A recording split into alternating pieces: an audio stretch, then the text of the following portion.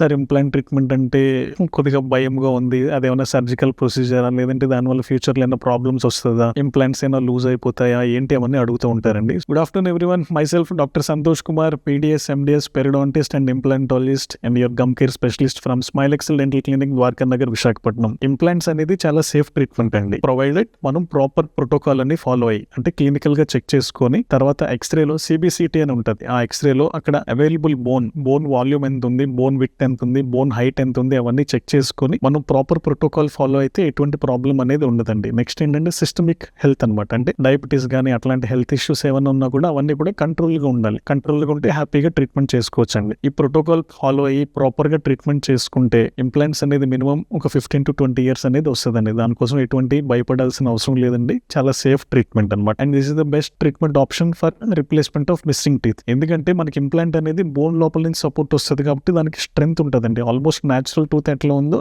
Dental implant కూడా అట్లాగే ఉంటుంది. దానికి చూయింగ్ ఎఫిషియన్సీ కూడా బెటర్ గా ఉంటుంది. సో ఇది ఒక టీత్ లేకపోయినా చేసుకోవచ్చు, 2 teeth లేకపోయినా చేసుకోవచ్చు, కంప్లీట్ ఫుల్ మౌత్ అంటే టీత్ అన్ని పాడైపోయినట్టు ఉన్నప్పుడు కూడా డెంటల్ ఇంప్లాంట్స్ అనేది చేసుకోవచ్చు. సో కాబట్టి వరి అవ్వాల్సింది ఏం లేదు, నియరెస్ట్ డెంటిస్ట్ కి విజిట్ చేసి ఒకసారి క్లినికల్ గా చెక్ చేసుకుని ఎక్స్రేలో కూడా చెక్ చేసుకుని హెల్త్ పరంగా అన్ని ప్రాపర్ గా ఉంటే హ్యాపీగా ఇంప్లాంట్ ట్రీట్మెంట్ అనేది చేసుకోవచ్చు అండి. Thank you.